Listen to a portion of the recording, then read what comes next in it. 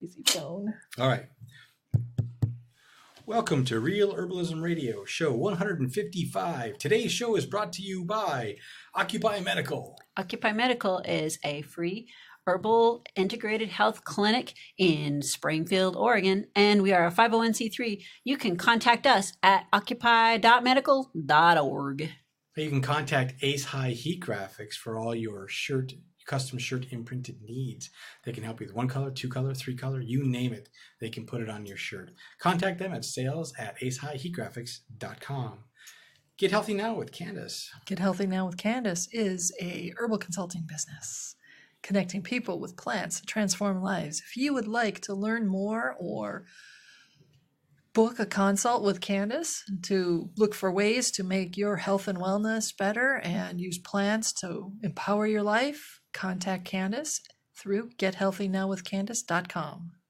And Hunter Creation, graphic designers and website designers offering a business starter package, website, business cards, logo, hosting, you name it, for to get your business started. They can help you out, and they sell through consulting versus sell to sell.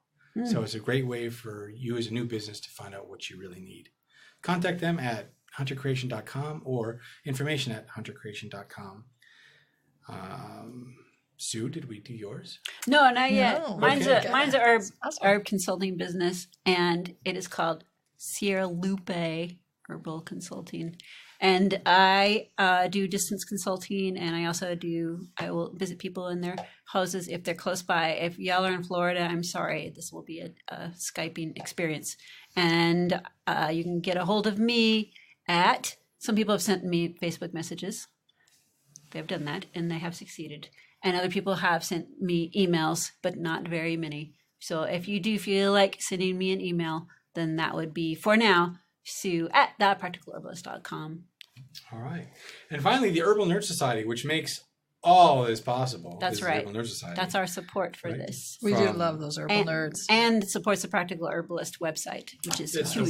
supports the website. It supports the podcast hosting. It supports our new digs, our new little studio that we're renting. It's helping us deliver a better product for everybody. Mhm. So That's right. if you want to be an Herbal Nerd Society member, go ahead and go to thepracticalherbalist.com. Go to the top bar. It says join. Click there and choose either a year or a month. And for a month, it's $4.99. For a year, it's $49.99. Wow, Patrick. Either way, it's dirt cheap. Dirt cheap or free. Mhm. 17 cents, as low as 17 cents a day. You can't buy a cup of coffee for that. No, So, you No. cannot. You cannot. We No. should charge Even what they crappy charge. coffee. Even crappy coffee. Yeah. Yeah. Even support group coffee is That's more right. expensive than that. Oil So- slick coffee. Yep. That's very So, true. there you go. So yeah, join there. You'll get ad-free experience when you sign in, log in. You'll get custom, or well, not custom, but you're going to get really well-researched, written articles on more advanced topics. You're going to have access to the entire Real Herbalism Radio library, all 130 plus episodes that are in the backlog. Plus, you have a Let's Talk series. I mean,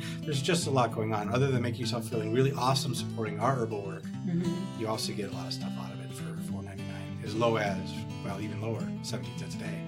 You get to have all that awesome information. Yep. So, all right. So let's get on with today's show. Today's show, we are talking about how our herbal actions have unforeseen consequences in the community. And this is kind of an infusion based on our last conversation we had with Plaedo and community gardens. So now, here are your hosts, Candace Hunter and Sue Lupe. I'm Candace Hunter. And I'm Sue Lupe. And welcome to Real Herbalism Radio. Woo! We're so good at that. We are. We're so good at that.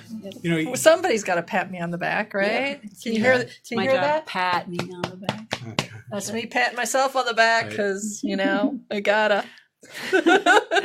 Plaedo was so much energy. Yes. Yes. He was he awesome. is. If you get a chance, and I think we did it in the show notes, his video, his TED Talks in the show Yes. notes. Yep. That truly is who he is. Oh, yeah, I mean, that was it. He's a And- neat guy. Yeah, and then you can watch his It's a music lot of video, fun. of course. Yeah. The gardening video on YouTube. Yeah. Yeah. The rap song or whatever. I And love he's that. got more Yeah. stuff going on all the time. I know been able to enjoy his spoken word poetry shows as well.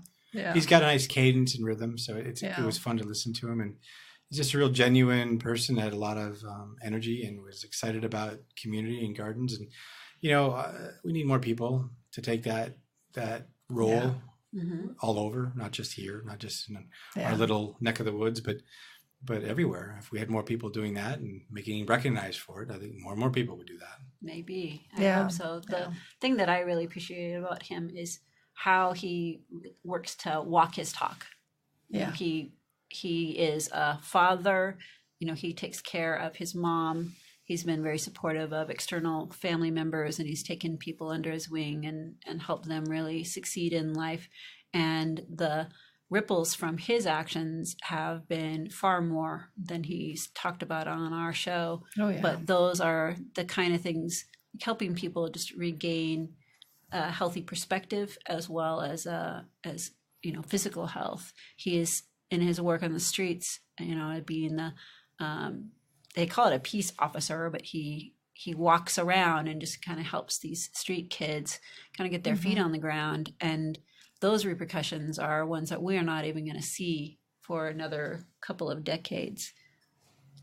So I think that's one of those. I mean, not just the fact that he's a dad and that being a parent, you end up far later, like with myself, my kids, now that my kids are in their 20s, I'm seeing all these repercussions, people showing up and saying, oh, it really meant a lot. That was in your Girl Scout group, or when I ran away from home, when I ended up at your house. And, I am glad that you actually told my mom where I was. Yeah. Yeah.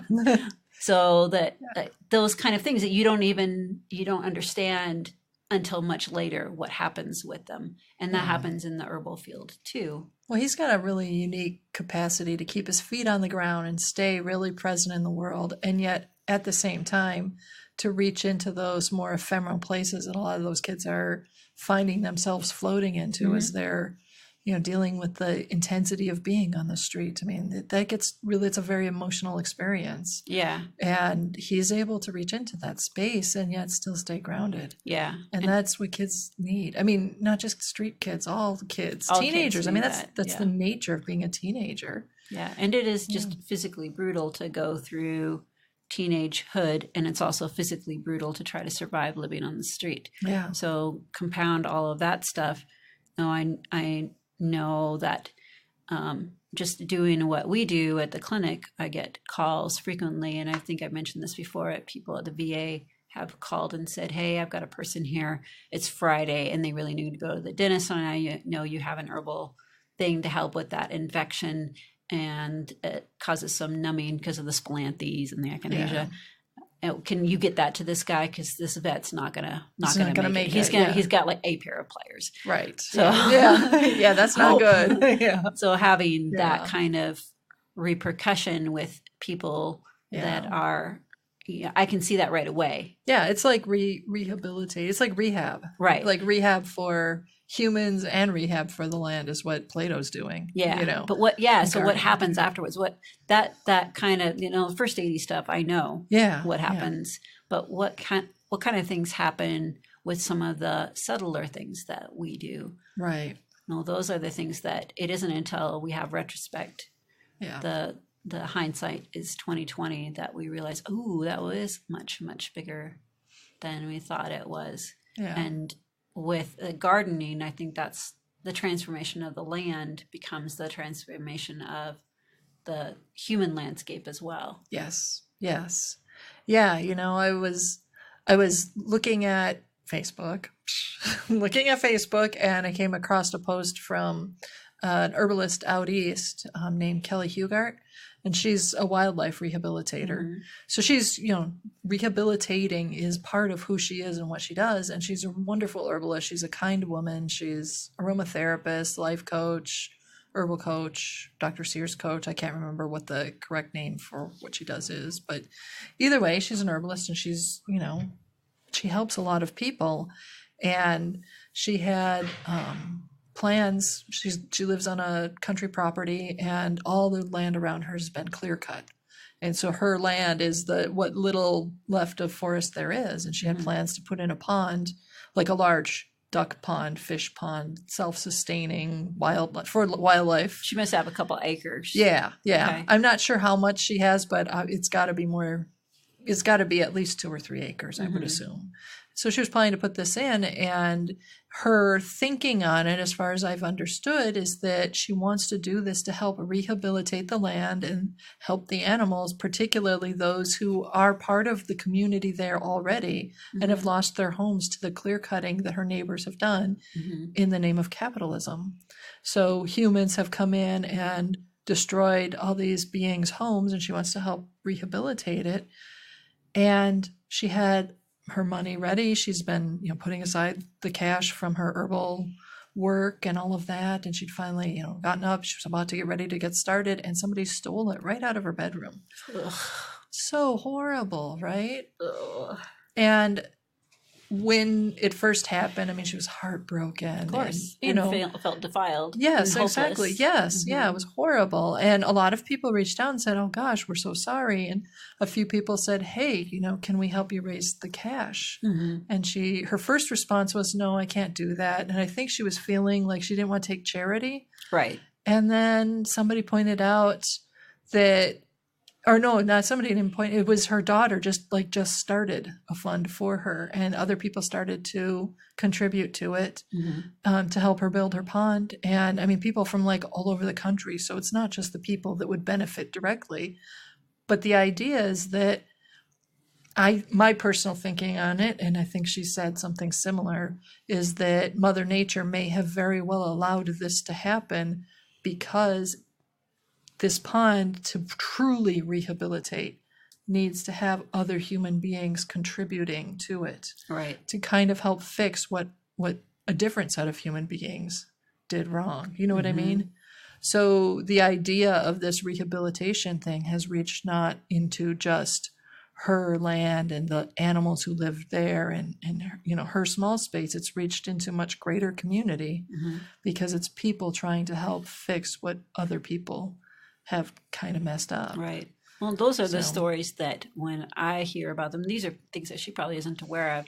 When I hear about them and the kind of energy people are putting into working on, then I think, oh, well, that's impetus for making sure that this other threatening action won't happen. And it's impetus for me to think about, I mean, for me, it's the a medical clinic, and the clear cutting for economic reasons is what we see, the economic clear cutting. This is why we have all of these people that don't have access to, even if they have jobs, they don't have access to housing. Right. Yeah. I mean, Occupy Medical has been through some similar things in that you guys had a place, then you didn't. Right. You were parking here, then you couldn't. Yeah. I mean, you've been kind of kicked around a lot. Now you've got a new home. Hopefully it will last longer. Yeah. Yes. Yeah. We have a 3-year lease on that. And there's always things that can threaten that kind of stuff. We did have somebody who tried to threaten our space recently, but that's okay. Not everybody has impeccable taste.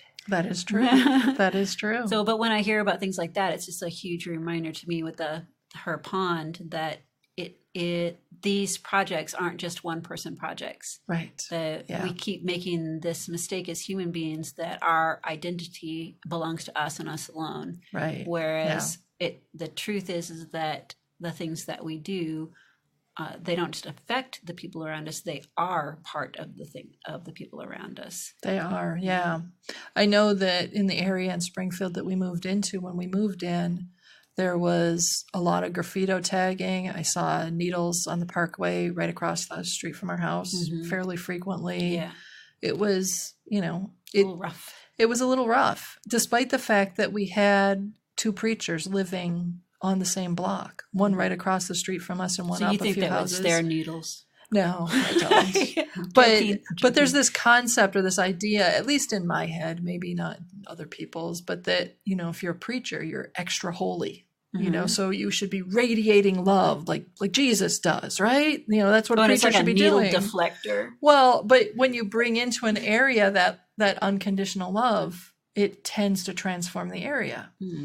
And when I first moved in, I was disheartened, but I was like, well, you know what? My job, no matter where I go, is to be like the dandelion and to pull up the deep love that's always within Mother Earth. Sometimes you have to go deeper than other times. In some places, you have to really dig for it, but it's always there. Yeah. So I was like, okay, well, I got to bring that up, and that's my job, is to bring that up and just spread it. Just let it radiate out and go, and and just keep bringing it up as much as possible. And what I have noticed a decade later is that we don't have graffito tagging at all in our little block sphere, the areas that we were seeing it. And I've noticed that I far less frequently, I don't even remember, I think it's been a year or two since I last saw a needle out there. And one of the preachers did actually move away. The other one is still there and doing what he does. And I just figure, I carried in, and I've been digging for that positive energy and just wanting it to spread. And the result of that is that it has started to change my neighborhood. Whether I'm directly responsible or not, I don't know. I just think I brought in a different shift in energy. So like you said, it changes the environment around us. It's my feeling, and this may not be evidence-based, but that people want to be healthy.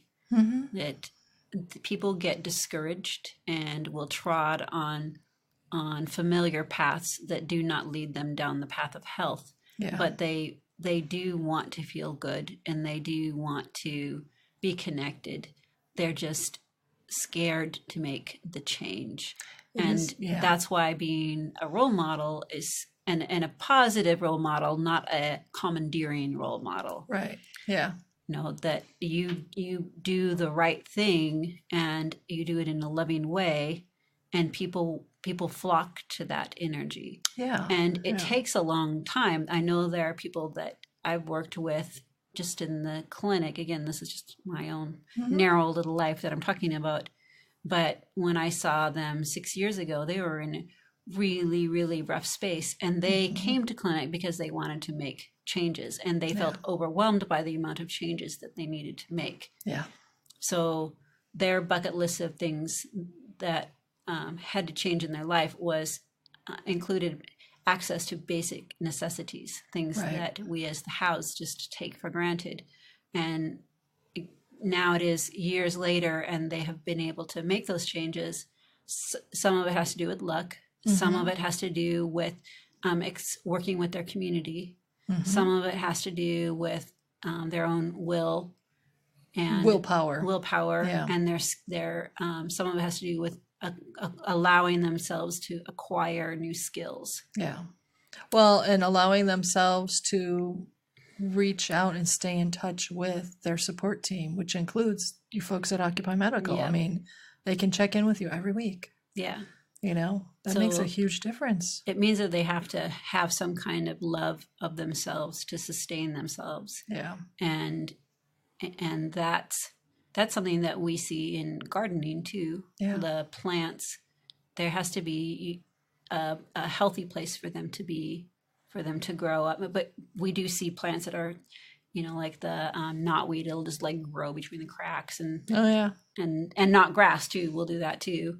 These plants that they go up no matter what. Yeah.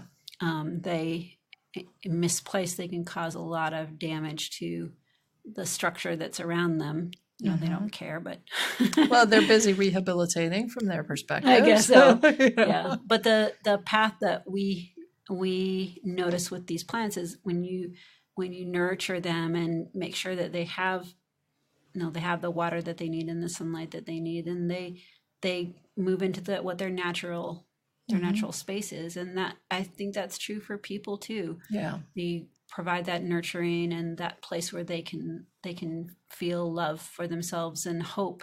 Yeah. Just giving someone a place where they can, even for a minute, feel listened to, and that in turn allows them to be hopeful. I think someone else said this, I can't remember who, but the greatest happiness is sitting in the waiting room of happiness. Yeah. Nice. Making those plans for what happiness is going to be like. And that's where hope and inspiration comes from. And I know that Plaedo has really offered that for a lot of people. And as we've said many times before, the repercussions are tremendous. Yeah. The Journal of Functional Herbalism is a free online journal promoting the integration of traditional Western herbalism, clinical nutrition, and functional medicine. It's published by the Eclectic School of Herbal Medicine, and you can find the Journal of Functional Herbalism at functionalherbalism.com. So one of the advantages that I keep thinking about with herbal medicine is that it's beautiful. It is. It's elegant. Yep. Even when it's like down and dirty, it's elegant. Yeah. You know? Yeah. I've never been the kind of herbalist that I thought I would be, which would involve a big wide brimmed hat and a sundress and a meadow and the frolicking kind of thing. I am not that person, but I've seen that person in movies and that looks great. I know. I've got the idea of the big witch's hat on and the big flowy cape and the flowy clothing and pastoral. You know, doing that hand gesture that's kind of like swooping your hands in the air, almost like a swan, you know, just elegant and free. And that's so not me. Yeah. I want it to be, but that's just not me. Yeah. There are people that can achieve that. But for me, it seems like herbalism, there is beauty in herbalism, and it's not the beauty that I have, it's the beauty that these plants have. Yes. And the just having them in my life, like that's easy for people to take a look at when I'm talking about, well, here's this plant that I think would be really great for your blood pressure. It's hawthorn, and here's a picture of it of this plant in bloom, and then they're like, oh, I want to be about that, you know, or you know, with a clinic, we have pictures on the walls, or can show them photos, or can show them outside. That plant is right over there in the courtyard. There are studies out there. I wish I could remember the specific one that I was looking at but they say that, I think it was a Japanese or a Chinese study, but either way, in the study, they had people look at pictures, just pictures. They're sitting inside an enclosed building without windows, right? And they're looking at pictures of plants and forest, which is essentially giant plants, right? Right. So they're just looking at pictures of plants, and their blood pressure went down, and I can't remember what other specific. They relaxed is essentially what came down to. Yeah, their pulse reduced and their blood pressure went down, and I mean, it was just looking at pictures of plants. Plants are deeply, deeply healing creatures. Yep. And you know, we're really lucky that they're willing to work with us. Yeah. You know? And I don't have any bad things to say about the allopathic. I think we need that as well. But when I look at a bottle of pills, I don't go, ooh, I can't wait to put that in my body. You know, like I just think, I think and certainly herbs have been reduced to bottles of pills too. Right. But it's easier, there's fewer processes for us to grasp. Yes. Yeah. When you're looking at like a capsule of whatever, Turmeric. A capsule that it contains a blend, whatever the specifics of the blend are, that is for lowering blood pressure, let's say. So it's probably going to have some hawthorn. It may or may not have some turmeric, because turmeric's good for inflammation. And, you know, it might have some arjuna or some ginger or whatever. So you know what you can connect with, what those plants are. When you read the ingredients on the capsule, you can connect with what it is you're putting in your body. It feels better.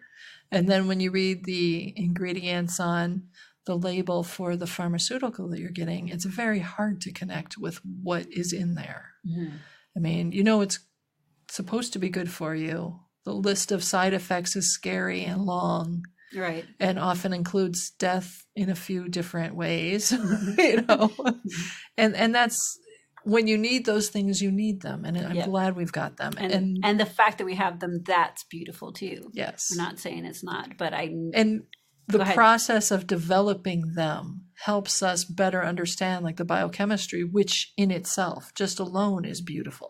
Yep. So even if the end result of the pill itself isn't as beautiful, everything that brought us to that point has elegance and beauty to it, but not, to me, as powerfully as the plants. Yeah.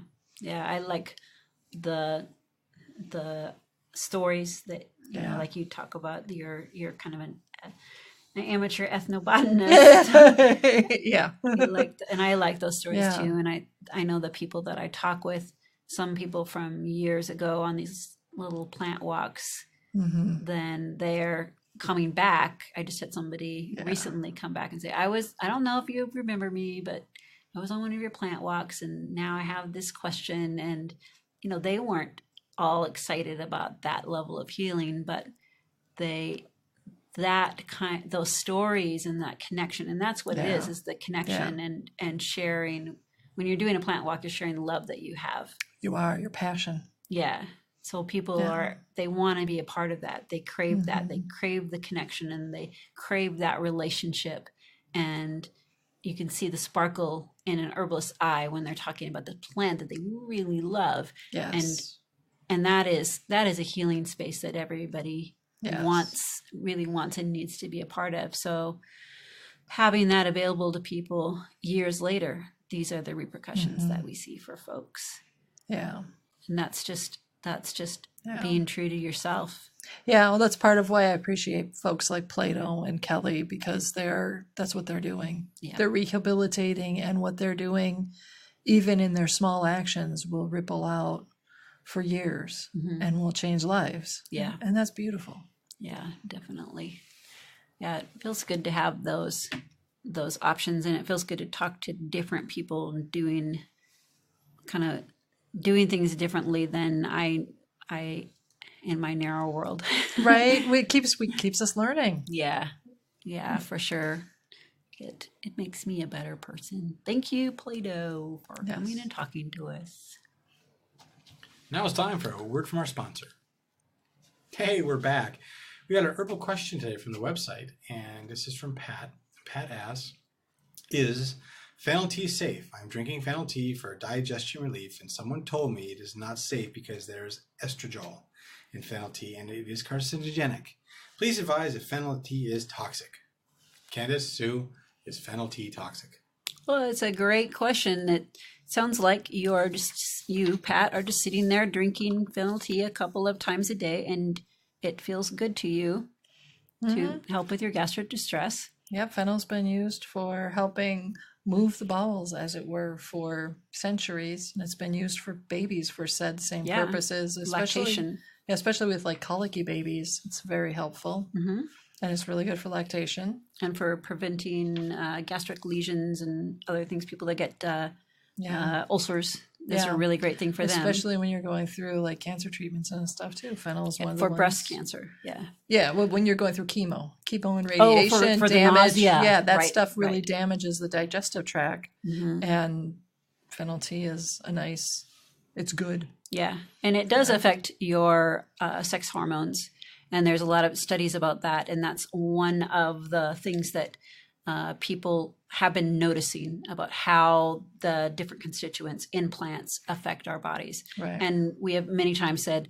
lots and lots of things affect our hormones. Taking a trip, drinking coffee, waking up in the morning, having stress, all of these things affect our hormones. Yes. So, there's moderation in everything. And the friend that you talked to, they were correct that fennel, along with many other herbs, for instance, basil, tarragon, anise, etc., pine, for example, have estradiol in it. And so far, it appears that particular compound used in large doses can stimulate cancerous growths. Isolated and used in large doses. Right. That's the research that we have. And of course, as always, the Practical Herbalist team gives you advice to take whole foods, because plants are diverse, and don't overdo it. Right. So, just kind of shake things up a little bit. Just a diverse, colorful diet with lots of different types of plants and good nutritional whole food. That's probably going to be your best bet. So you can let your friend know that you're being very moderate in your diet, and maybe they would like to enjoy a cup of fennel tea with you. Yeah, if you'd like a really good analysis of estradiol and to better understand the science, but also why that came to the forefront as being a potentially hazardous constituent. You might want to take a look at Jim McDonald's website. The actual article is by David Hoffman. The name of the article is Fennel Fruit, Estragol, and the Breastfeeding Mother. But it is published on Jim McDonald's website, which is herbcraft.org, and we'll have a link for that in our show notes. When I look at it, it boils down to a lot of the research was done on isolated purified estragol, which in and of itself we have found to be cancer causing or potentially and probably not delicious. Yeah, and probably not delicious. And it was used in very large amounts on mice who have a different metabolism than humans. So, the reality is, if you're going to drink gallons upon gallons of fennel tea every day, perhaps you will have a problem. Mm-hmm. I don't think it would be wise to drink gallons. Would be going to the bathroom all the time. I think so. Yeah. Yeah. But fennel has fennel has a lot of antioxidants and cancer preventing constituents within it as well. Yeah. So if you were to try the gallons upon gallons drinking it every day, I don't personally feel convinced that you would create a carcinogenic lesion in your body. No, you definitely have less hair. I don't advise people to try that out. I think you would be wiser to just drink a couple cups a day for the rest of your life, and you'd probably be fine. Yep. So again, be moderate. Moderation. Yep. Enjoy your fennel tea, and keep being the herb supporter that you are. And as always, put an herb on it. The statements made about herbs and products on this podcast have not been evaluated by the United States Food and Drug Administration, FDA. They're not intended to diagnose, treat, cure, or prevent disease. All information provided on this podcast or any affiliated websites is for informational purposes only and is not intended as a substitute for advice from your physician or other healthcare professional. You should not use the information on this podcast and its affiliated websites for a diagnosis or treatment of any health problem. Always consult with a healthcare professional before starting any new vitamins, supplements, diet, or exercise program before taking any medication, or if you have or suspect you might have a health problem. Any testimonials, questions, or case studies are based on individual results and do not constitute a guarantee that you will achieve the same results.